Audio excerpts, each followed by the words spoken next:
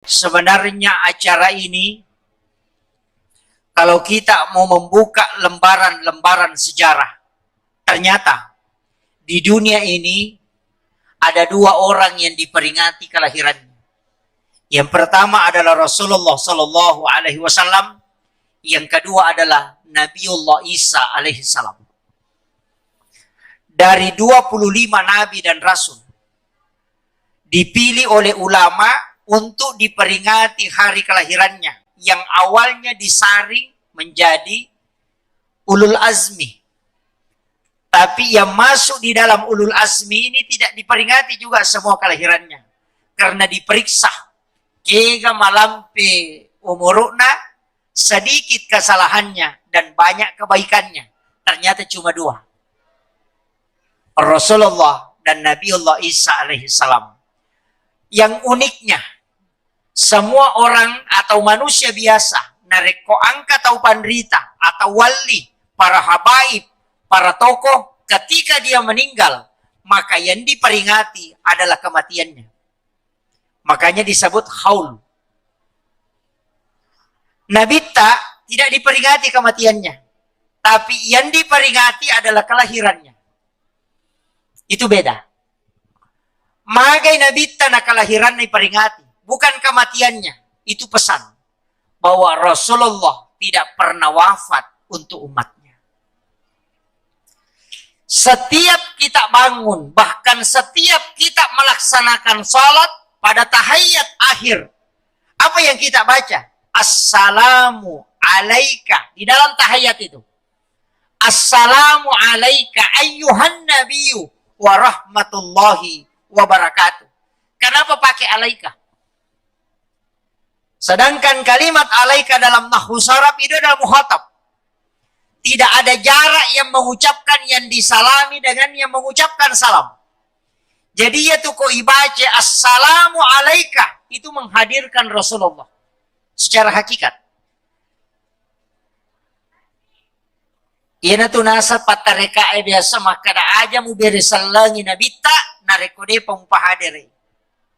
Nah ini tapi saya tidak bahas terlalu jauh, itu bahaya kalau anak-anak kita yang dikuras otaknya untuk ini. Makanya ulama kita dari dulu selalu mengatakan Rasulullah itu sebenarnya tidak wafat. Karena orang yang meninggal justru ruhnya itu bebas. Ketika orang itu hidup, maka ruhnya seperti burung di dalam sangkar. Tapi ketika orang wafat, maka burung itu seperti lepas dari sangkarnya. Maka dia bisa kemana-mana. Sesungguhnya para wali-wali Allah itu tidak mati di sisi Allah. Dia hidup. Bahkan bisa memberi rezeki. Apalagi Rasulullah. Dia adalah Sayyidul Anbiya. Ini. Makanya ketika orang menziarahi Nabi ketika dia wafat dan pada saat hidupnya, itu sama kata Nabi. Siapa yang menziarahi saya ketika saya meninggal, maka ketika dia berziarah kepada aku sama ketika dia menziarahi saya di waktu saya masih hidup. Saya pernah dapat satu wasiat dari salah satu ulama kita di Sumatera, Kiai Mas Sanusi Dahlan. Agak nasang. Nah, ya kalau ke Madinah, siarai Nabi apakah ibadah haji atau umrah, datangi kuburnya Rasulullah, baru kasih tahu, melapor. Saya misalnya dari Kolaka, jauh-jauh datang ke sini, menziarahi engkau ya Rasulullah. Maka saya minta kepadamu ya Rasul, mintakan ampun saya di hadapan Allah. Itu tujuannya menziarahi Nabi. Karena Allah yang janji pun Allah Ta'ala. Narekoiku Muhammad milau adam pengengi umatmu, pastaghfar lahum. Pasti wadampeng. Salah satu tujuan kita menziarahi makamnya Rasulullah adalah meminta Nabi langsung untuk memintakan ampun kita di hadapan Allah. Itulah syafaat. Cuma biasa kalau ke Makkah, kemudian ke Madinah, ziarah ke makam Rasulullah, cuma biasa mensalami saja. Assalamualaikum ya Nabi Allah. Assalamu alayka ya Rasulullah. Assalamu alayka ya Habiballah. Cuma itu kemudian kita doakan. Mestinya melapor. Saya dikasih ilmu 4. Yang pertama ketika sampai di Mekah, langsung melapor sama Allah. Laksanakan sholat sunat hajat 2 rakaat. Baru minta. Ya Allah, semua ibadah yang pernah saya lakukan di kampung, maka semua terima dengan sempurna ya Allah. Makanya orang naik ke tanah suci itu naik melapor. Store ibadahnya. Karena di situ doa mustajabah. Yang kedua, minta semua kesalahan dan dosa yang pernah saya lakukan, ya Allah, ampuni. Setelah itu nampakkan kepada saya dosa mana lagi yang belum sempat saya taubatkan. Maka Allah akan perlihatkan di situ. Kemudian yang keempat itu tadi, datang melapor sama Rasulullah. Itu ilmu ketika datang ke Mekah dan Madinah. Ini saya kasih modal ini. Kemudian Rasulullah kita peringati kelahirannya, bukan kematiannya. Nah, sama magai kita yakin beliau selalu hidup untuk kita. Setiap kita sebelum tidur sampai pada saat kita bangun, mesti kita menghadirkan beliau. Makanya memperbanyak sholawat kepada Nabi sebenarnya itu menghadirkan Rasulullah. Kita mesti memperbanyak sholawat. Yaitu salawat mega tau. Yang kita sering baca Allahumma sholli ala Sayyidina Muhammad wa ala ali Sayyidina Muhammad. Saya itu pernah ditegur oleh guru tak ketika membaca Allahumma sholli ala Muhammad wa ala Muhammad. Langsung dia bilang, tambah Sayyidina. Tadi kasih tahu. Tambah Sayyidina nak. Aja mau kadang Allahumma sholli ala Muhammad. Magai, yaitu Muhammad mega. Ya ko Sayyidina Muhammad pasti Nabi tak. Alasannya sederhana. Maka dia ko makadabamu Allahumma sholli ala Muhammad. Yaitu Muhammad mega. Bali bolamu Muhammad to. Tapi ko Allahumma sholli ala Sayyidina Muhammad pasti Nabi tak. Tidak mungkin yang lain. Itu pesan beliau. Sehingga saya sampai hari ini selalu mengucapkan Allahumma sholli ala Sayyidina Muhammad wa ala ali Sayyidina Muhammad. Tapi ada berbagai macam salawat. Mega rupanya salawat. Salawat yang paling sempurna, yang dari itu salawat Ibrahimiyah. Yang tahiyat akhir itu. Yang pakai kama shallaita ala Ibrahim. Sebenarnya magi na pakai kama shallaita. Na sabawattunna na tarima Nabi tersampajangikan itu ucapannya Nabi Ibrahim. Ketika dia turun di langit ketujuh, aganasa Nabi Ibrahim. Ya Muhammad, saya titip salam kepada umatmu. Siapa yang menjawab salamku, maka setengah pakasiwekku dari pahalanya, saya serahkan kepada umatmu kelak. Itu hadiah dari Nabi Ibrahim. Kaya pasidakana Nabi Ibrahim, yang kita makan setiap hari, itu garam. Jadi itu Nabi Ibrahim, Pak Bu, pernah minta kepada Allah. Puang, talingga kesempatan. Meka panremanang isinin na atamu. Saya mau memberi makan kepada seluruh hambamu. Mulai yang ada saat ini sampai dunia kiamat. Saya mau memberi makan. Bersedekah makanan kepadanya. Allah mengatakan, engkau tidak mampu Ibrahim. Tapi Nabi Ibrahim memohon pertolongan kepada Allah. Ya Allah, berikan aku kesempatan untuk memberi sedekah kepada seluruh hambamu. Maka diperintahkan malaikat masuk ke dalam surga, mengambil segenggam kapur, kemudian diserahkan ke Nabi Ibrahim, baru disuruh menaburkan ke laut. Itulah yang menjadi garam. Sehingga tidak ada orang yang tidak makan garam. Makanya dalam kitab Ihya Ulumuddin, kalau kita buka kitabnya Imam Al-Ghazali, di situ ada fadilah yang terkandung di dalam garam. Siapa yang makan garam sebelum makan dan makan garam sedikit sesudah makan, maka pasti otaknya cerdas. Itu resepnya. Makanya sunnah. Ya. Jadi saya wasiatkan anak-anakku yang masih pendidikan di sini, masih mondok, biasakan sebelum makan makan garam. Jadi sudah cuci tangan, celupkan jari telunjuk ke garam halus, kemudian baca sholawat dan bismillah, kemudian makan. Sudah makan nanti, celupkan lagi tangan, kemudian makan sedikit. gunanya untuk kecerdasan. Yang kedua, tidak ada orang keracunan makanan yang makan garam sebelum makan. Karena itu yodium asli. Yang ketiga, ini yang pokok bagi laki-laki. Tidak ada laki-laki yang lemah syahwat yang makan garam sebelum makan. Itu kuncinya. Yang terlambat mohon maaf. Ini agak kecil ya. Ya. Jadi, ya, alhamdulillah. Jadi itu kuncinya. Makanya garam itu obat, Pak. Gurutta, Kiai Abdullah Pak Baja, itu kali sidendring juga, karena dia orang sidrap. Itu Kiai Abdullah Pak Baja, itu setiap mau tidur pasti makan garam sedikit. Dan tidak pernah sakit. Itu rahasianya ulama kita dulu. Hanya Rasulullah sunnahkan kita makan garam. Cuma biasanya yang mengamalkan jamaah tablik. Kalau kita jarang. Hanya ibu-ibu kalau siapkan makanan, hidangkan makanan di rumah, siapkan garam halus. Yang paling bagus itu garam Mekah yang warna kuning-kuning itu. Itu yang paling bagus.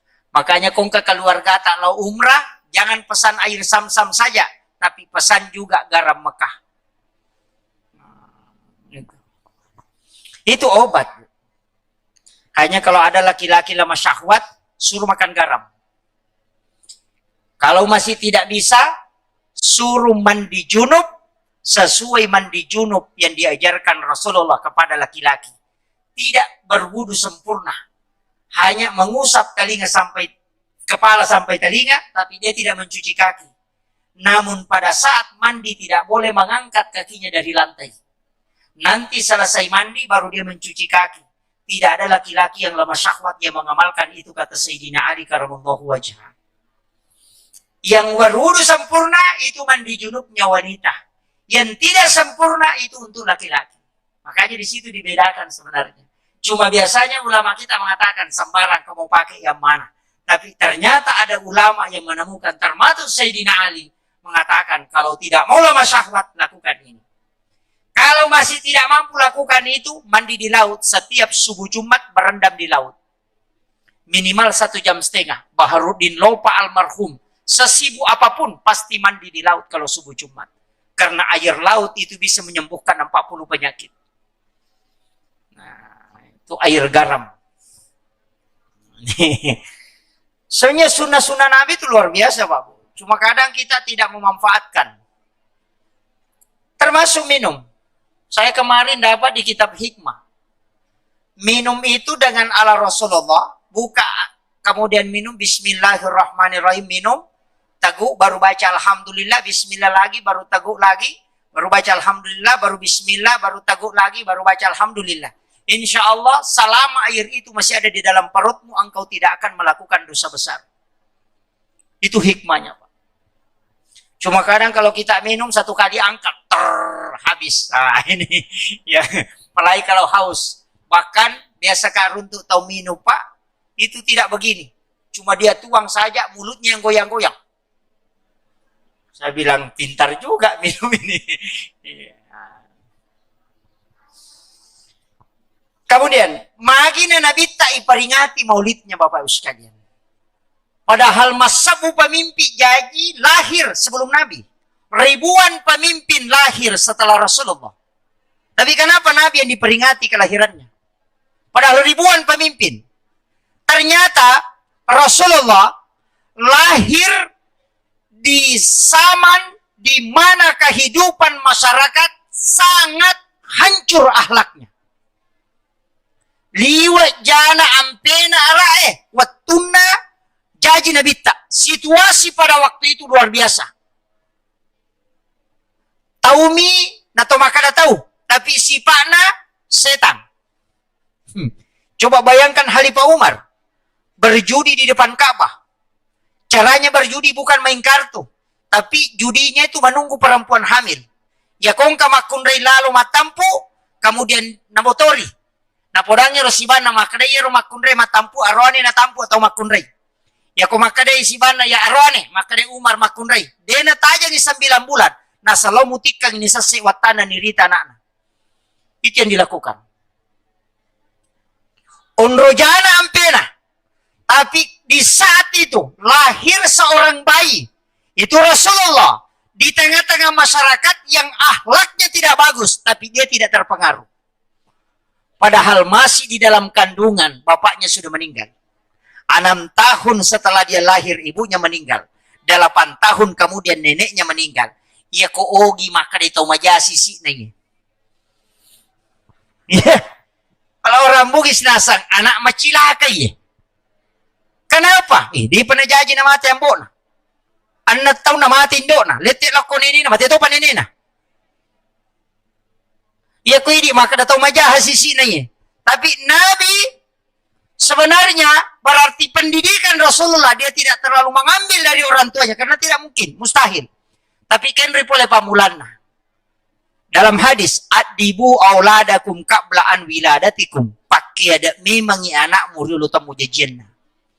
Ini ilmu dalam, Pak. Ternyata bapaknya Rasulullah, Abdullah itu adalah orang yang sangat jujur. Orang Arab yang sangat jujur. Ibunya Rasulullah adalah perempuan yang sangat tinggi sifat malunya. Si runtuk makun raimatan resiri, si bawa arwani malempu, kemudian melahirkan anak, pasti baik. Tegere. Jadi ambo nama lempu, indo nama kanja ahlakna, jadi yang ngana, itu to mematoko masalah. Tapi kita coba garik balik. Arwani kalasi. Si runtuk makunrai makurasiri. Napa jaji anak-anak tuto ko makanjai. Gitu. Ini. Di dalam peringatan Maulid ada satu simbol yang menjadi tradisi masyarakat Bugis, telur. Saya akan bahas ini. Maginang katelo. Kenapa telur? Mana tanya bandike? Kenapa bukan semangka? Atau apel lah? Atau jeruk lah? Kenapa telur? Di mana-mana kita ambil telur. Saya mau tanya. Kalau telur, bebek, dibawa ke ayam. Ayam yang ngerami. Ya kong katelo iti. Lai bawa lo ko manue. Na manue merangi. Na tako mababo. Mancaji iti. Iyero iti matu mababo. Manue gana curi. Atau lokiti manue. Itu pesan ulama. Nareko angka anakmu. Indo ambo na masalah. Dia nama kanja sempajana. Dia nama kanja pendidikan agamana.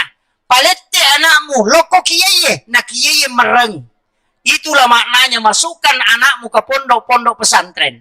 Biarkan dia mengambil adab dan akhlaknya kiai. Supaya nanti dia akan mengikuti kiainya. Ia tu ampai telo. Yang kedua, magina telo. Ia tu telo edegaga makanja libunna. Gimpe manang. Manusia juga begitu. Tidak ada yang sempurna. Pasti ada kekurangannya. Angka tahu raji mas sempajang, tapi makutu mas sumbang.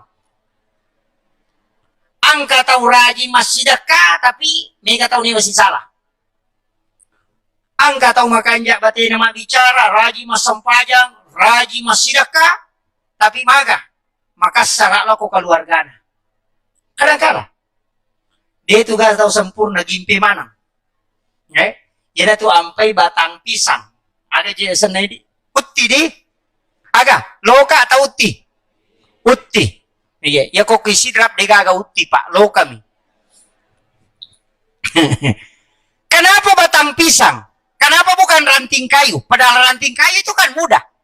Tinggal dipotong, tinggal digantung di ujungnya. Sudah tidak setengah mati. Bikin lagi, kemudian ambil bambu, tusuk lagi. Tidak. Kenapa? Itu falsafah. Orang tua dulu itu ilmunya tinggi. Tapi sekolahnya rendah-rendah. Cuma anak sekarang, sekolahnya tinggi-tinggi, tapi ilmunya rendah-rendah. Maka dia gurutta. Nah, sebagian ini. Maka dia gurutta. Iya tahu mato eriolo, madodo sikolana, tapi matanre pahanna. Iyo po nak mundre, matandre sikolana tapi madodo pahanna. Aga bedana. Kau tahu matandre pahanna na madodo sikolana, dia nama gampang apa salah, tapi dia akan melakukan dengan yakin. Tapi ya kau tahu matandre sikolana na madodo pahanna, sininna na jamai tahu na protes manang, tapi dia kena pika walena. Itu yang banyak. Bangite nak kada asyadu nasang asyadu, tapi dia nalo masam pajang. Ini yang banyak. Memprotes seorang padahal dia tidak tahu hakikatnya. Makanya ulama dulu ketika ada yang jadi imam dan bacaannya tidak terlalu bagus, dia tidak pernah protes. Maka dami makum matiru lillah na makaddo. Maka dami wairil ma'dubi alaihin waladallin. Iya kau ini pasti salah. Tapi maka dia gurutta. Dia na salah ya rona. Dia tomi ana 7. Apa bedanya?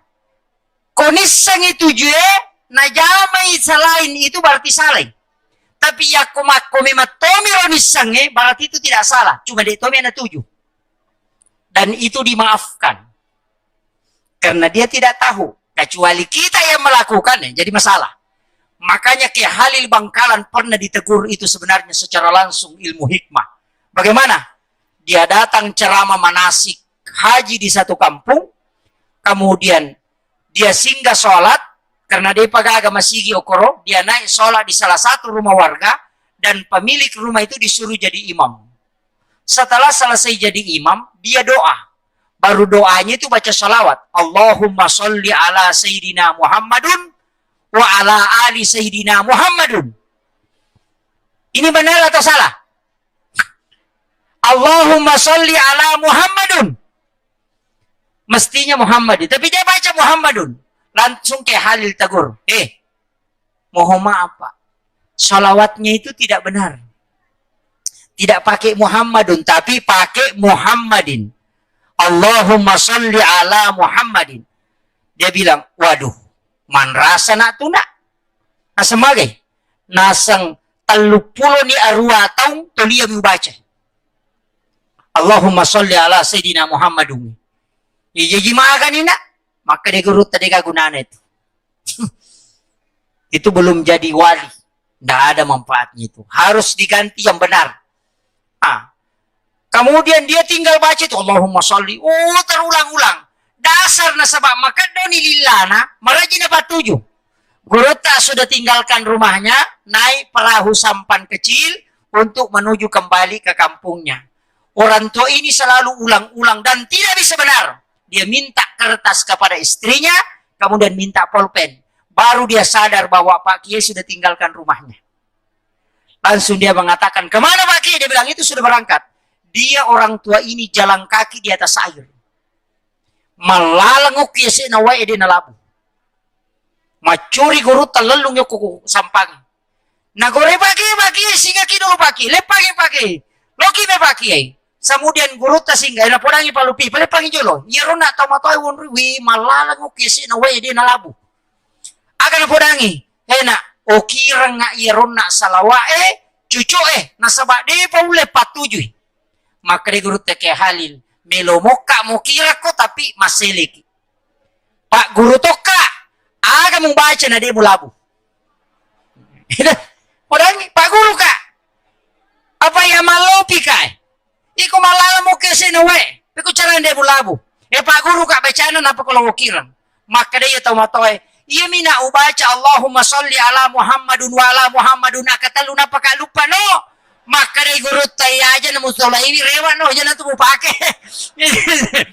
Ini artinya apa? Kesalahan lapas ketika hamba tidak mengetahui itu diampuni oleh Allah. Dari situ kaidah tidak ada dosa bagi yang tidak tahu. Ini penting. Jadi kadang-kala kita itu bagus sekali bacaannya dalam salat Allahu Akbar. Sekalinya lewat penjual bakso ting ting ting ting nasa masir. Ini kan jadi masalah. Ini hanya sholawat ini penting Pak. Saya punya satu ijazah sholawat dari salah seorang habaib dan ini sebenarnya bersanad dari guru tak. Saya ingin kasih tahu baca 11 kali di waktu asar dan 11 kali di waktu subuh. Apa itu? Allahumma salli ala Sayyidina Muhammad wa ala ali Sayyidina Muhammad karimil abai wal ummahat. Saya ulang. Allahumma salli ala Sayyidina Muhammad wa ala ali Sayyidina Muhammad karimil abai wal ummahat. Sudah hafal, Bu? Kalau belum hafal, saya ulang lagi. Allahumma salli ala Sayyidina Muhammad wa ala ali Sayyidina Muhammad. Hafal sampai di situ? Hafal, tinggal ditambah karimil abai wal ummahat. Siapa yang mengamalkan 10 kali, 11 kali sesudah sholat subuh dan 11 kali sesudah sholat maghrib, maka insya Allah tidak akan habis uang di tangannya. Denang kena salah itu tahu Pak. Suatu barakan. Itu untuk kemudahan rezeki. Patimpa dale itu. Tidak terlalu berat pekerjaan kita. Dia itu merajila ada majaman. Insyaallah malomo dan lebih boleh. Itu. Tak apa nih? Depa, kata rekam gitu, tidak apa-apa. Nanti kita lihat rekamannya. Cuma kadang itu kalau rekaman biasa lepas-lepas. Hanya kau hadir rekimako kada ini. Tingarabannya ro karimil abai wal ummahat. Nah, itu. Jadi, tapi kalau untuk imam dan pegawai sara bukan itu yang dipakai. Katu doa na pakai pui masih bapu kate. Orang yang hanya mengurus masjid atau pembina pondok yang bukan PNS, amalkan itu. Iya. Ya nang kamu tahu me masjid aku tu kampung insyaallah nang kana bawangi. Tapi dia Pak Guru yang terbuka ya. Hanya orang-orang tertentu karena yang imam itu tidak banyak. Ya kona lemanang iya dia nang urus agama bahaya. Itu. Kata tu Pak Dongan na ulakut tuh. Tidak usah dipakai itu. Tadi bataloka, kenapa pisang? Karena pisang itu Pak lurus. Angka kalau ke majeko. Ada pisang bengkok. Batang pisang bengkok tidak ada toh? Yan na tunang kepala sa paugi. Tato bata ko na sabak lempu. Mubasikali na sabak gatang. Akawali ko na sabak adatungang. Musanre ri indo ambo tama pasilengang. Alay sipa na wae. Nalay Maria wae. Na mega kigunan na lopadan dari pancaji. Itu balsapa. Tato bata ko na sabak lempu. Ite batangut tidak ada yang bengkok. Kalau bebannya berat, lebih baik dia patah daripada bengkok. Nah, pasang ko pemimpin nih. Aja lalu mumajikko. Lurus. Jujur. Orang Bugis kalau mau merantau selalu dikasih amanah. Enak. Ya komeko lo sompak, ya mupake. Abu Bakar tatun rioloku. Ali riabioku. Usmar riatai. Ali riataku. Usmar riabioku. Umar rimonriku. Baraka doa la ilaha illallah kun payaku. Banyak orang pakai ini sebagai baca-baca. Padahal orang tua ulama kita dulu mengatakan, angka pakaiannya, dia nak kadang baca-baca. Ini yang banyak orang keliru, Pak. Magi nak kada Abu Bakar tetong rioloku. Jadikan patokan utama adalah kejujuran. Karena Abu Bakar As-Siddiq. Magi na Ali sebelah kanannya. Karena Sayyidina Ali itu adalah agamanya kuat. Maka agama mesti di tangan kananmu. Kenapa Utsman di sebelah kiri? Karena rezeki itu ada di sebelah kiri. Dahulukan agama, rezeki akan ikut. Kenapa Umar di belakang? Jadikan keberanian sebagai sandaran. Ia na nak kadang ka pakaiannya, dia nak kadang ka baca-baca. Yo puidi ibaca ko tumek jokka. Abu Bakar tatun duluku. Ali tatun retoku, Utsman tatun, Umar tatun, bakal ko mana pasaingan. Pacingar coba bola dan apa joka. Bukan seperti itu. Ini karena tidak paham. Ini. Iya, itu bukan baca-baca. Makanya orang Bugis itu kalau merantau Pak 3. Ujung lidah, ujung pedang, ujung kelamin. Dan dia bisa menguasai seluruh Indonesia. Bisa berada di mana-mana karena ini. Ujung lidah karena kehebatannya bicara. Ujung pedang, nasabak beta. Ya kau dia nama cah. Batasi sang. Kalau dia tidak berani, detona maca, maka dia pakai ujung kelamin. Dia akan menikahi bangsawan di situ. Sehingga dia menjadi tetua atau tokoh adat di situ. Itulah falsafah perantaunya orang Bugis. Makanya simbolnya Makassar itu badik. Itu simbol ujung. Itu falsafah. Makanya sebenarnya kita itu punya falsafah yang luar biasa. Cuma kadang itu dilupakan. Makanya teman-teman dulu belajar seperti ini. Kenapa batang pisang? Nasabaya itu batang lokai malampu mana. Yang kedua, coba periksa pisang, Pak. Pisang itu kalau berbuah, yang pertama kelihatan buahnya atau jantungnya. Kalau mau tahu pisang itu banyak sisirnya, periksa jantungnya. Kalau jantungnya besar, berarti sisirnya banyak. Kalau jantungnya kecil, berarti sisirnya sedikit. Apa maknanya? Kalau keikhlasanmu besar, maka hasilnya akan besar. Sebelum kau berbuat, dahulukan kalbu. Jangan hitung-hitungan. Ini kenapa pisang? Itu falsafahnya. Kemudian pisang itu Pak, kalau tidak pernah berbuah kemudian ditebang, pasti menrek daun nama culi.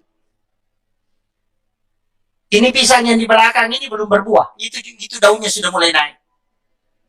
Belum berbuah kemudian ditebang. Tapi kalau sudah berbuah tidak akan naik. Apa maknanya? Pisang tidak mau mati kecuali dia mendatangkan hasil untuk seseorang. Khairun nasi anfa'uhum linnas. Itu falsafah. Ah, ini sudah dipesan anggota dewan, jangan tinggalkan kursimu sebelum ada tanda tangan untuk bantuan ke agama. Karena kau akan diminta pertanggungjawaban. Jangan bilang, wah nanti pensiun bos baru aktif di masjid. Waduh, bagaimana kalau pensiunku gaji pensiun baru mau kau sedekahkan 5.000 sih. Kalau sementara menjabat, gunakan tanda tanganmu untuk bantuan ke pondok pesantren. Itu amal jariah. Kita kira orang yang belajar di pondok, orang yang mengajar di pondok itu besar pahalanya. Itu tidak. Masih lebih besar pahalanya orang yang bersedekah untuk bangunan pondok. Karena tidak ada yang ditempati anak-anak belajar dan tidak ada ditempati guru mengajar kalau tidak ada wadah yang ditempati untuk itu.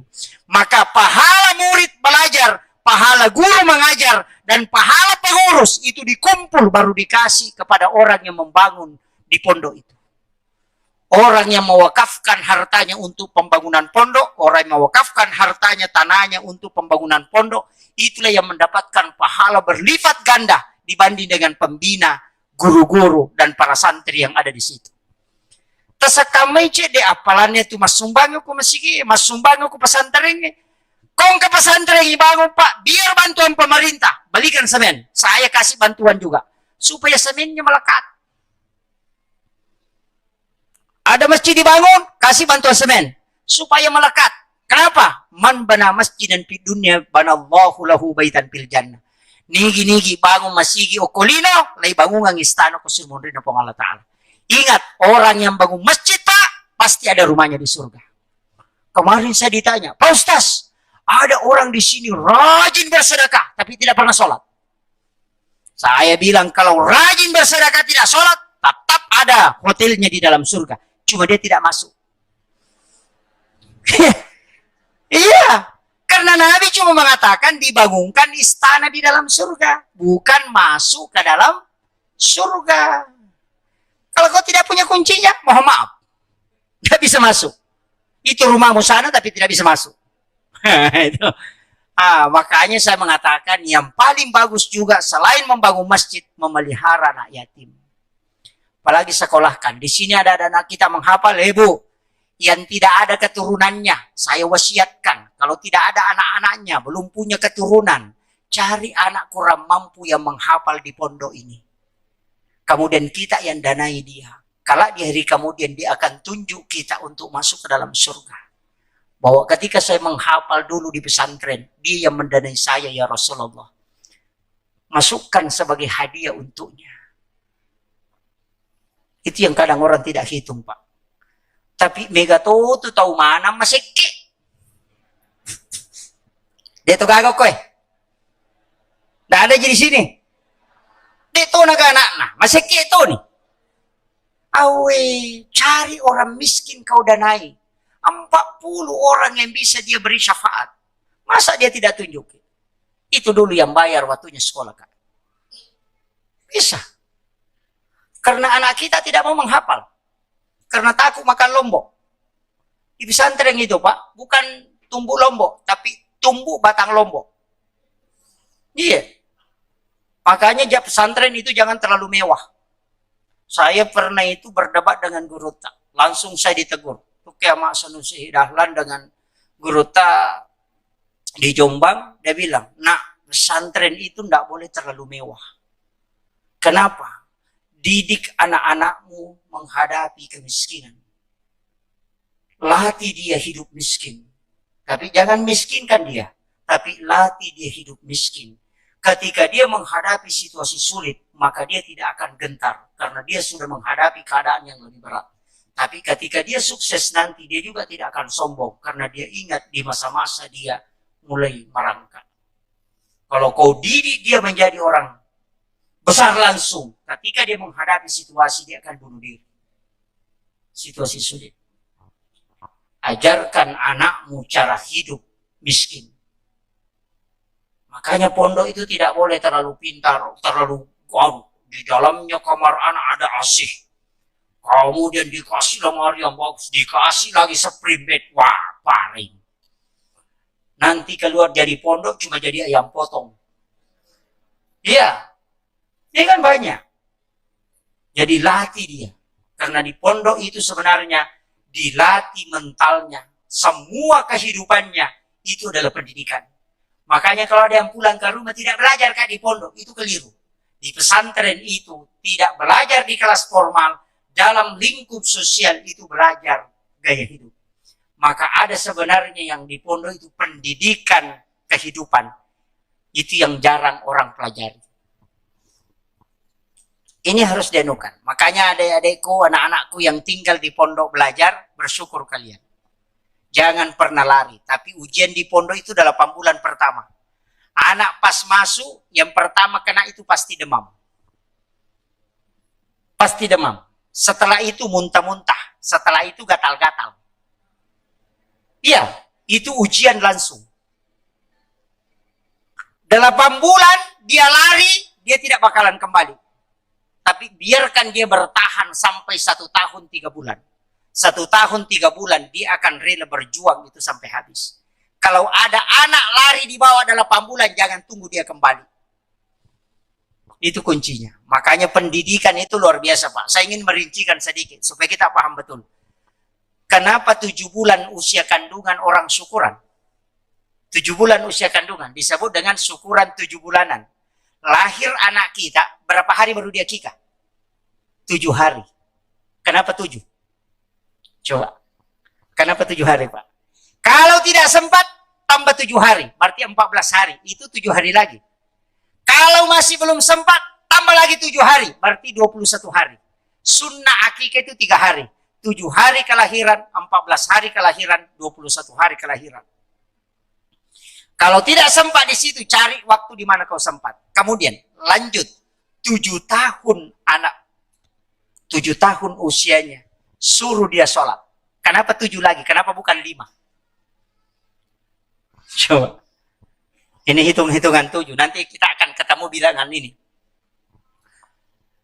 Langit itu 7 lapis.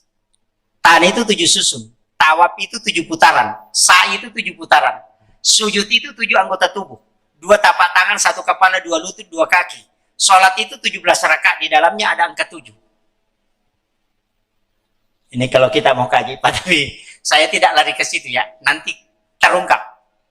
Ada nanti rahasia di situ yang bahaya kalau terungkap. Ternyata angka 7 itu luar biasa. Makanya angka-angka 7 ini, coba pelajari baik-baik. 7 hari kelahiran akikah.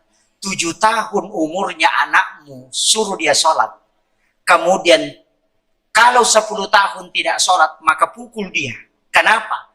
Anak yang tidak sholat sampai 14 tahun, pasti dia susah sekali sholat sampai 32 tahun.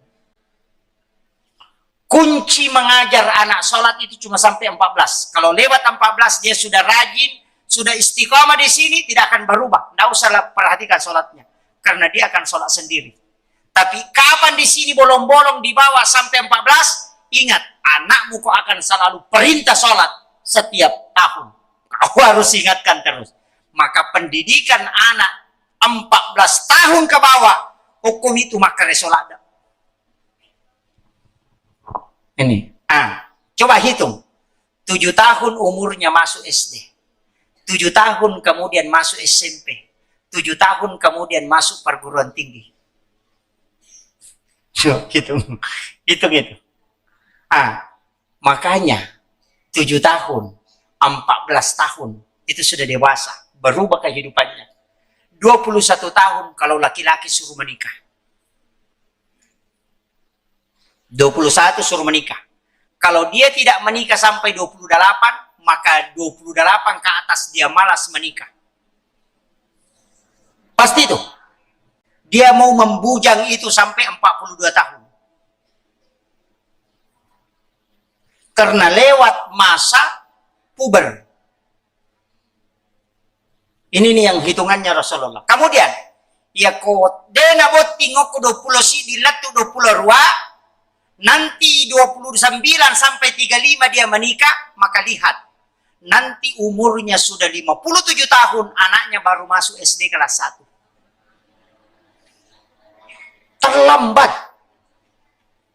Coba, hitung itu Pak. Rasulullah itu sudah mempetakan. Maka pendidikan Rasulullah, pendidikan agama itu pendidikan 7 tahun. Kelipatan 7. Nah, disinilah diungkap ilmu hikmah. Sayyid Abdul Hamid Al-Qudsi. Itu ada kitabnya. Kansun Najah wa Suruk. Agak nasam. Ya kau angkat tahu. 28 tahun. Lihat ekonominya. Kalau dia sukses sampai 42 tahun. Berarti orang ini akan kaya ke atas. Tapi kalau ekonominya standar, di bawah 42 ke bawah, di atas 42, makotoman itu kehidupan alat tu mati. Tidak akan mengalami peningkatan yang drastis. Jadi itu sudah slow. Jadi ya komeki mita itu berhasil ya wana 42. Ya na yasena na 42, aja na tak ada berhasil. Kenapa? Karena dia akan jalan normal.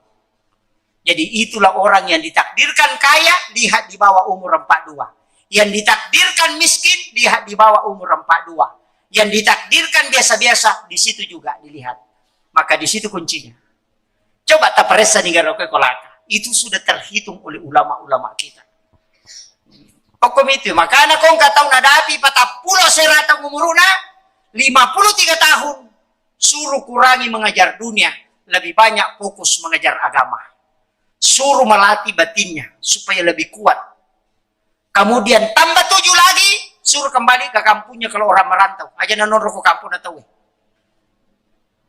sambung silaturahmi dengan keluargamu. Sambung silaturahmi. Kalau dia tambah 7 tahun lagi berarti umurnya panjang. Kalau dia tambah 7 tahun berarti dia masih bisa tambah 7 tahun ke depan umurnya. Kalau di umur 7 tahun itu kemudian ada penyakit keras yang menimpa dia, kemudian visinya langsung drop, berarti kemungkinan besar dia tidak dapat 7 tahun berikutnya. Itu hitungan-hitungan ulama. Makanya taparesa ya letak. Makanya Junaid Al-Baghdadi makadah. Nareko angka tau 40 nitong umuruna. Namigamupi majae na jaman na yung maniching. Malabimui kumate na kutuon. Ini umur 77 Pak. Makanya orang tua dulu kalau dapat uang ada angka 77 terakhir, langsung apa dia bilang? Indo dinainya. Dia lipat itu. Agak nasang. Salamang kamu piye dia na capu diku. Cocok nih. Karena kau simpan. Ini kan tapaul. Tapi Aisyah mengatakan, anna Nabi SAW yuhibbu tapaul. Yaitu Nabi telah pujilada masanus-sanuangangi. Cuma hati-hati ki, nasabak yaitu sanus-sanuangangi, mak bali boleh si mama pak duay. Selain reka maki. Mana tapaulnya Nabi? Saya pernah duduk di hadapan guru takki Syekh Muhammad Nur. Belajar kitab tentang akikah. Tafaul dalam akikah. Ada 17. Saya ingin kasih tahu satu-satu. Kalau mengakikah anak, usahakan di 7 hari kelahiran. Kalau tidak bisa ambil di 14 harinya. Kalau tidak bisa 21 harinya. Kemudian kambing ketika anak laki-laki cukupkan 2 ketika engkau mampu.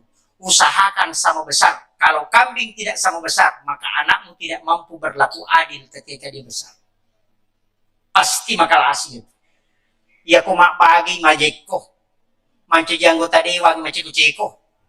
Iya, tidak bisa berlaku adil. Kalau perempuan, periksa kaki depannya kambingnya. Kaki depan kambing itu dari 10 kambing, paling tinggi 4 kambing yang sama besar kaki depannya. Periksa sin raja ejeriolona. Ya kumaraja cidi madani cidi, jangan pakai akikah untuk perempuan. Karena pasti macece madu kumaraja. Coba. Kemudian, akikah anakmu dengan kambing, jangan remuk tulangnya yang melingkar, bundar, dan jangan patahkan tulangnya yang memanjang.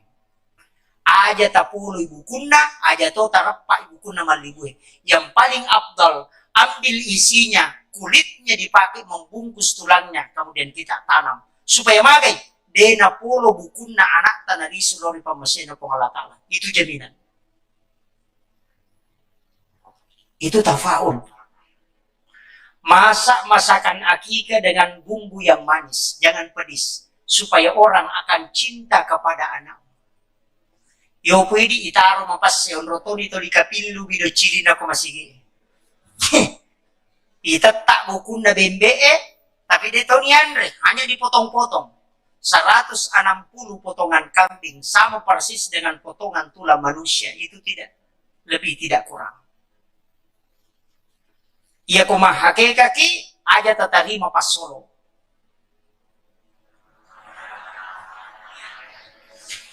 Ya ko angka tau mahake kana tarima pas solo, salasay anak na sila da sapar ni jamang. Namumilo waja imaragito majama. Tapi yan ang kanana hakikay na dito tarima pas solo, de pa na salasay ng kajama-jama tajam. Itu hikmahnya, Pak. Makomoro batita mahake ka? Ha? De. Makanya bikin lagi. Akibo si Kibo. Dede na mero. Gampang. Tapak bayi ni bapak na.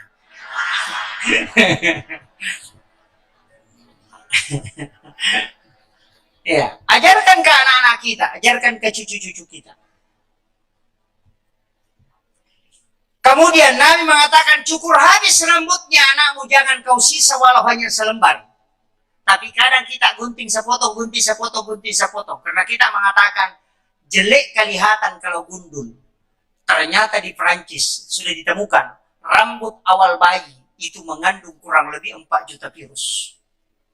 Sehingga rambut bayi itu tidak pernah kering, selalu berminyak. Coba periksa kalau mau buktikan. Ambil rambut bayi biar 7 lembar atau 10 lembar. Masukkan ke kelapa muda dengan yang ada airnya. 1 malam kita tutup, itu isi kelapa hancur. Airnya akan mendidih. Kenapa? Itu virus yang terkandung di dalam rambut. Makanya Nabi minta cukur habis. Jangan disisa walau hanya selembar. Makanya pelapis bayi itu pengamannya ketika dia lahir ada kulit hitam pelapis di sini. Wati-wati nasang yogi. Tapi ketika 7 hari dia akan terkupas dengan sendirinya. Karena itu sudah isyarat. Sudah bisa kau lepas rambutnya. Itu pendidikan yang luar biasa. Dan settingan Allah itu luar biasa. 7 tahun, menjelang 7 tahun umurnya anak. Pasti makalicua. Nah tatukang ulu na napanaka uri na menre. Kan begitu. Maka ini na milaw yadi. Padahal itu simron yang ada di kepala dari jendela johari, himigdala, dan hipokampus. Karena darah harus masuk ke kulit otak, maka dia harus sujud supaya darah masuk. Maka disitulah anak yang sejak kecil dilatih sholat akan cerdas. Karena darah akan masuk ke otak dan itu yang membuat orang cerdas. Itu sudah disetting khusus. Coba. Ini yang kadang orang Pak tidak pelajari. Cuma neneknya bilang, oh mau lagi dikasih adik, itu kepalanya turun nih. Nah, ini padahal tidak paham. Nah,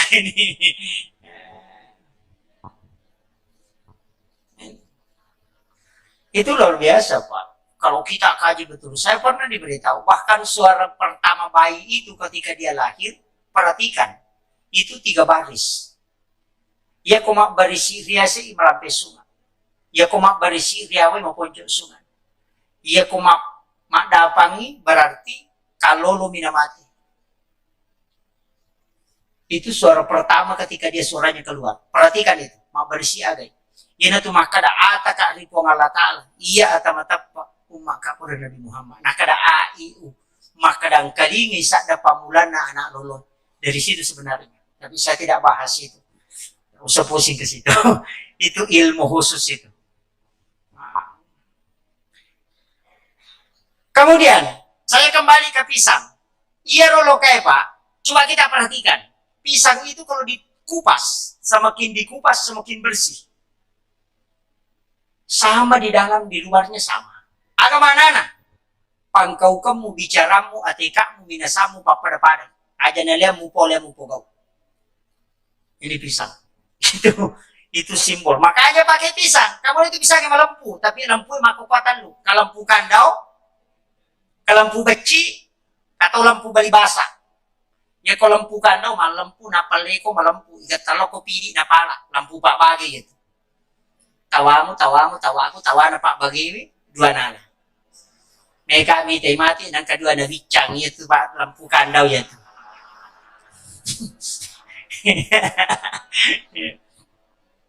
Isa-bisa kayak kandau toh? Agak sana sabit. Iya, iya tuh sabit. Iya ku isorol lah, yolo di napala. Igat taloko pidi napapala. Coba. Yang kedua lampu beci. Ya tu beci aku makompengi dia nama lampu. Tapi ya kiasi katangi malampu. Angka tahu mako tu Pak. Ya nade di demo dia nama lampu. Itu ya tahu aku demo ita pemasuk mana. Nasa yang kamu tak aja nih. Tapi ko mama ko kita kalah siang nih. Nah, lampu beci sana nih. Angka tahu lampu bali basah. Iya ko bali basah diputar kemanapun pasti lurus. Ini tiasa lampu batang. Nah, makanya harus lurus ya Pak. Tidak boleh bengkok-bengkok. Tapi sekarang itu Pak, kalau ada yang lurus, dia secepat ditebang. Pada aja uko ala, ya nang kayu liwa lampuna masih jadi tebang. Ya mak jekoy imun ripi. Nah sabak ia tu melampui mega jagina, buat dia laliri dan tampil di depan terus. Tapi mak jekoy kita bagi mata rumita mo ko dapuran. Makanya kalau ada yang lama menjabat tidak diganti-ganti, nah dia nama lampu mata rutu tamu konra ngepie. Nah itu ingat ada neraka di depannya menunggu. Makanya hati-hati Pak. Jangan coba-coba memakan makanan haram. Anak-anakku yang sementara menuntut ilmu di sini jangan makan makanan haram. Saya pernah belajar tasawuf 1 tahun 8 bulan di Aceh sama guru tasawuf Muhammad Nur. Dia wasiatkan, nah, liang itu halala, liang mak barakah. Ya ko halala, may gamo, mak barakah dia nasiaga. Napalin na ka ko tawe Andre, ya ko din na parsilah ka ko aja mo Andre. Ya ko napalin na halala, ya ko na parsilah ka ko mak barakah ina. Kalau ini yang mau dipakai Pak, kalau ke pesta pernikahan, orang tuangkan kopi baru dia pergi tidak ngomong-ngomong, kita akan haus. Berat. Yang kedua, ketika engkau singgah di warung, jangan coba-coba makan sebelum kau bayar. Bayar dulu baru makan. Karena kapan kau makan dulu baru bayar. Dito gaga bedana loko mali buah po na tawi pura pimonre na pamilaw. Pesannya guru kita. Coba. Itu dalam tasawuf berat Pak. Jangan coba-coba singgah di WC masjid untuk buang hajat. Pantangan seorang sufi. Kenapa? Kau singgah gunakan sedekahnya orang untuk membuang kotoran. Kalau dalam fikih cuma makruh. Syafi'i mengatakan kalau mau selamat singgah di WC masjid buang hajat, berwudu dulu baru tinggalkan supaya kau melakukan sunnah tanpa melakukan makruh. Coba Syafi'i itu dalam fikih. Tapi kalau tasawuf jangan coba-coba. Kayaknya ulama sufi itu kalau duduk dia bersikir dengan napas. Keluar dia baca Allah, dia tarik baca Muhammad. Makanya napasnya itu selalu ikut Allah, Muhammad, Allah.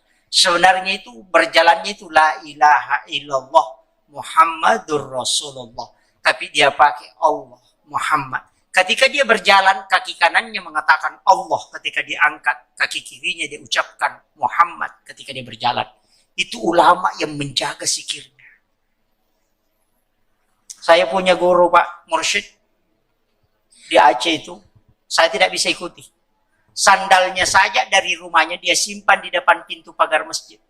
Tidak pernah masuk ke pekarangan masjid sandalnya. Karena ada sandal khusus di dalam pekarangan masjid dia pakai. Saya pernah tanya, Pak Kiai, kenapa itu sandalnya sama-sama Ji? Dari rumah tadi simpan di luar. Sini pakai di dalam. Keluar nanti itu lagi. Dia bilang, nak, tanah masjid ini adalah timbunan. Sumbangannya orang. Saya takut kalau melekat di alas sandalku saya bawa ke rumahku, saya tidak berani pertanggungjawabkan di hadapan Allah. Coba kehati-hatiannya Pak. Ya ini pengetat nama sigi bawar rewa.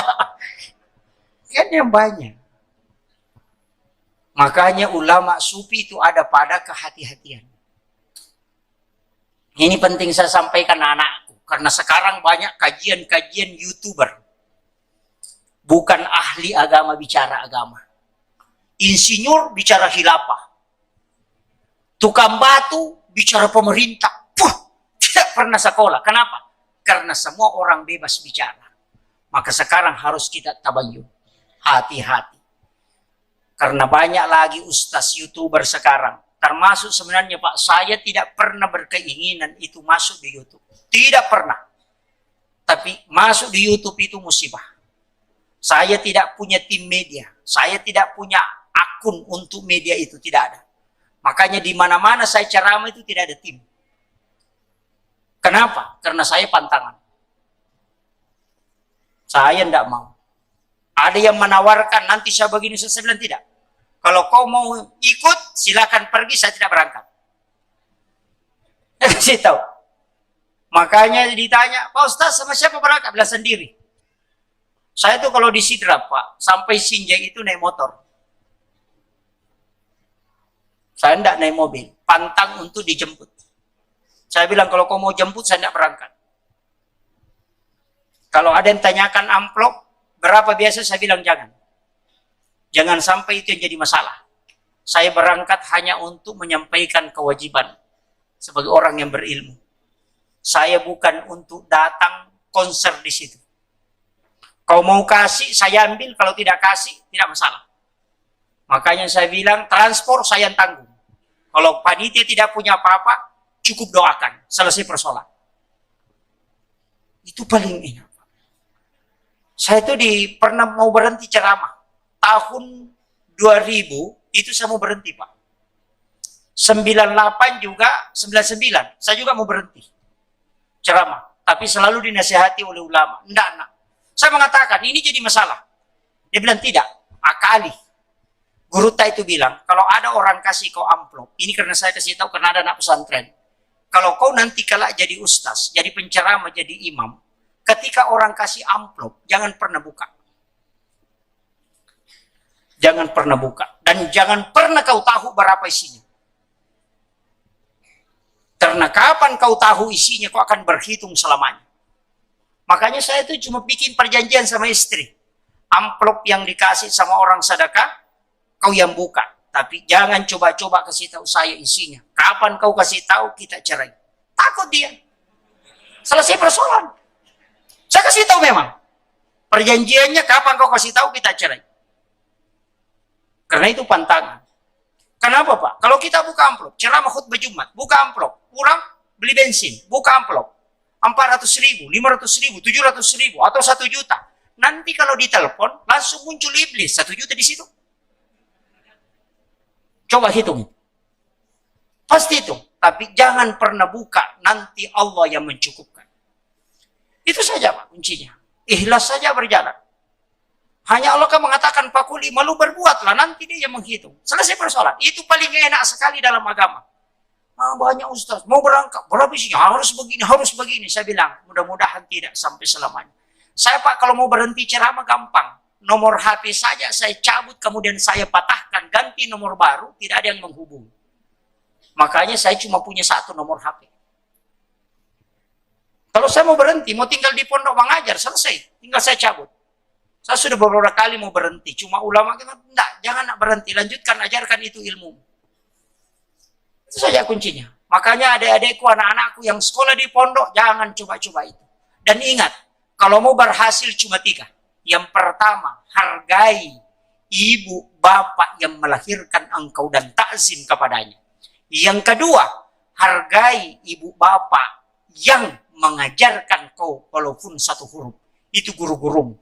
Kalau ada anak santri keluar dari pondok, tidak menikah-menikah, lama dia tidak menikah, berarti ada dosanya sama gurunya. Perhatikan itu. Saya mengatakan saya siap bertaruh. Kalau ada anak pesantren yang bikin jengkel gurunya atau kasih berkasus gurunya, lihat kalau dia keluar, itu terpontang-panting tidak bisa selamat. Itu sudah bukti, Pak, karena dia melanggar keberkahan hidup. Kemudian yang ketiga, hargai dan takzim kepada ibu bapak yang menyerahkan anaknya kepadamu. Itu mertua. Ia kotulle pakanjaki asi sumpungeta, takzim kepada tiga kelompok ini, maka yakin hidupmu tidak akan susah dan engkau meninggal dalam keadaan husnul khotimah. Itu jaminan itu. Guru SD singgah, salami, cium tangannya, sujud wikar namanya. Mesti lakukan itu. Saya itu tidak pintar, Pak. Seandainya berkesempatan lihat rapor saya, Pak, di pondok, itu orang ketawa. Tidak ada dapat 7. Saya itu tidak bisa ngaji sampai kelas 3 sanawiyah. Cuma doanya ulama, itu sehingga saya bisa berdiri begini. Doanya orang tua, saya itu tidak pernah keluar kampung kalau tidak datangi ibu. Minta restunya, kalau dia mengatakan jangan keluar, nak, saya tidak keluar. Kenapa? Karena saya mengatakan cuma ini yang menyambungkan saya dengan Allah Subhanahu wa Ta'ala. Saya pernah, Pak, naik mobil trek dari Makassar ke Sidrap. Itu pembawa kolu dari Enrekan. Saya tinggal di Kalasarinya di atas. Itu sudah semester 4. Mahasiswa hanya pulang mencuci air kaki telapak kaki ibu. Kemudian saya ambil, kemudian saya minum. Hanya takut kalau ada dosa. Iya, saya tidak pintar, Pak. Terus terang. Jalan kaki itu lebih 10 km. Pulang ke kampung karena tengah malam. Tiba jam 3 subuh, jalan kaki pas sampai subuh, tiba di rumah. Hanya mengambil air cucian telapak kaki ibu, kemudian saya minta doanya. Dia mau kasih belanjangan. Saya hanya minta restu, tak. Saya mau ujian besok. Pulang ke Makassar, naik mobil trek lagi. Turun di Pak Baim-Baim. Itu di Makassar. Begitu. Kenapa? Saya minta karena orang yang tidak pernah tertutup pintu langit ketika dia mengangkat tangannya hanya ibu. Guru-guru yang mengajar kita walaupun satu huruf, kalau dia ridho, maka ilmu itu akan berkah. Tapi walaupun banyak kau dapat, kalau gurumu tidak ridho, maka ingat ilmu itu akan menjadi musibah bagimu. Inilah sehingga banyak orang yang rusak karena dia lupa namanya ilmu berkah. Anak-anakku sekalian, ini yang saya wasiatkan. Itu penting. Saya itu orang tua laki-laki sudah meninggal, tinggal ibu. Ibu pun tidak bisa jalan. Berapa kali jatuh, makanya saya hanya minta izinnya, ta'zim kepadanya. Itu saya lakukan. Mau keluar ke Irian, saya tidak keluar kalau tidak minta izin sama dia. Karena itu yang saya miliki di dunia. Makanya anak-anakku yang masih orang tuanya masih hidup, kesempatan. Saya itu berdosa sama ibu, Pak, karena ketahuan. Saya ditahu sama guru Tasenur. Disuruh menghafal, tidak bisa menghafal. Disuruh berzikir, tidak mau tembus. Sehingga dia mengatakan, kau berdosa sama ibumu. Kau belajar di pondok hanya karena mengelabui ibumu. Betul, Pak? Karena di rumah itu disuruh bolak-balik. Pergi jaga sapi, pergi ke sawah, pergi ini. Saya bilang, kalau saya masuk pondok, tinggalkan semua ini. Enak tinggal di sana. Main saja. Saya masuk ke pondok, paksa, saya harus ke pondok. Itu tujuan saya sekolah. Cuma mau bertinggalkan pekerjaan di rumah. Itu yang membuat ilmu tidak bisa masuk. Sehingga Syekh Muhammad Nur mengatakan, datangi ibumu, cuci kakinya, kau minum airnya. Sujud di hadapannya. Insya Allah otakmu akan dibuka oleh Allah. Karena di situ baru terpancar keberkahan. Sebenarnya ini yang hilang. Ini, makanya ilmu itu sederhana. Ilmu berkah itu, Pak, tidak usah terlalu. Saya itu begitu. Biasa, kalau disuruh menghafal agak berat. Iya, tapi memang otak dua, Pak. Ada otak basah, ada otak kering. Ini sudah 1 jam lebih. Otak basah itu untuk memahami. Otak kering itu untuk menghafal. Rata-rata orang yang kuat menghafal itu lambat memahami. Rata-rata orang yang cepat memahami itu lambat menghafal. Karena Allah tidak menggabungkan dua pada hambanya. Makanya jangan menganiaya anak kita yang tidak mampu menghafal, karena pasti dia cepat memahami. Tapi kalau dia cepat paham, pasti lambat menghafal. Kuncinya. Makanya jarang itu ustaz hebat ceramah, hebat juga jadi imam. Rata-rata cuma satu yang fokus. Kalau dia imam bagus, berarti agak susah dia ceramah. Karena memang begitu, Pak. Otak dia nugerahkan begitu. Nah, makanya otak-otak kering ini yang kuat menghafal. Otak-otak basah ini yang kuat memahami. Makanya yang masuk politik itu rata-rata otak-otak basah. Ini otak-otak basah yang biasa masuk politik ini. Yang pintar neko-neko, pintar belok-belok. Nah itu, iya. Ada memang santri begitu, Pak. Pintar belok-belok. Sampai biasa tidak lihat pintu masuk sekolah. Nah, itu otak-otak bahasa itu. Nanti itu kalau selesai di pondok, itu jadi camat. Itu anggota dewan. Tapi yang alim-alim di pondok itu, Pak. Makanya anak-anak yang di pondok nakal, jangan khawatir. Karena dia ada di sujud ulama. Ketika sujud pimpinannya, pasti dia doakan. Ini si anu nakal sekali, Allah sadarkan dia. Karena dia nakal, maka nanti ketika dia berhasil, keluar dia pasti berhasil. Karena dia sudah didoakan ulamanya. Tapi yang pintar-pintar itu biasa jarang berhasil. Karena dilupakan. Ini coba. Ina tu nak kada guruta ya kok komoko pasantren ina angka baraka. Apa pasti pura ko ilo doang ngoko tau pandrita. Ya ko betako tata ilo doang ako. Ya ni ko maca ko madari ti ya lupai. Makanya salah satu caranya itu biasa kalau nakal itu cepat didoakan kiai. Kalau apalagi kalau sudah dibukul, kiai, bacakan inna atayna inna ansalnahu dengan alam nasrah, al-insyirah. Penutup, saya wasiatkan kepada anak-anakku, 2 surah jangan tinggalkan. Yang pertama al-insyirah, alam nasrah. Baca 7 kali sesudah sholat asar, 7 kali sesudah sholat subuh. Maka sedikit tidurmu dan sedikit makanmu. Dan juga diberikan kecerdasan. Itu modal yang saya kasih. Yang kedua, perbanyak membaca inna a'tainakal kausar. Surah Al-Kausar, supaya kalbumu selalu dibimbing dengan kelembutan. Ya kong ka anak-anak beta, bacangin na atay na okuarona. Iya kumakat do ipodang ada, karena ada yang nakal. Memang ada juga yang tidak mau mendengarkan nasihat. Maka bacakan al-insyirah di kepalanya. Itu 2 kuncinya. Lakai pacai cerang, ya tuh bacang. Bayine pacodokan, ya tuh bacang. Ya biko paciliangi salai sisang. Nah ini, saya kira ini yang penting saya wasiatkan. Kode gaga tu le malam pamula na latu capana. Ada satu wasiat, jangan pernah tinggalkan ini. Ini yang pokok sebenarnya. Dari inti semua maulid yang ada, satu hal yang ingin saya sampaikan. Jangan pernah tidur kecuali mengirimkan Fatihah kepada Rasulullah. Itu intinya.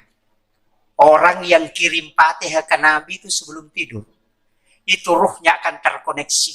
Apalagi kalau kita mampu sholat witir sebelum tidur, maka tidak akan pernah mimpi dimasuki oleh syaitan. Pasti isyarat. Itulah caranya ulama tahu mimpinya kalau itu isyarat atau gangguan syaitan. Hanya tergantung dari witir atau tidak. Saya kira ini yang penting saya sampaikan. Akhirul kalam wallahul muwaffiq ila aqwamit thariq. Assalamualaikum warahmatullahi wabarakatuh.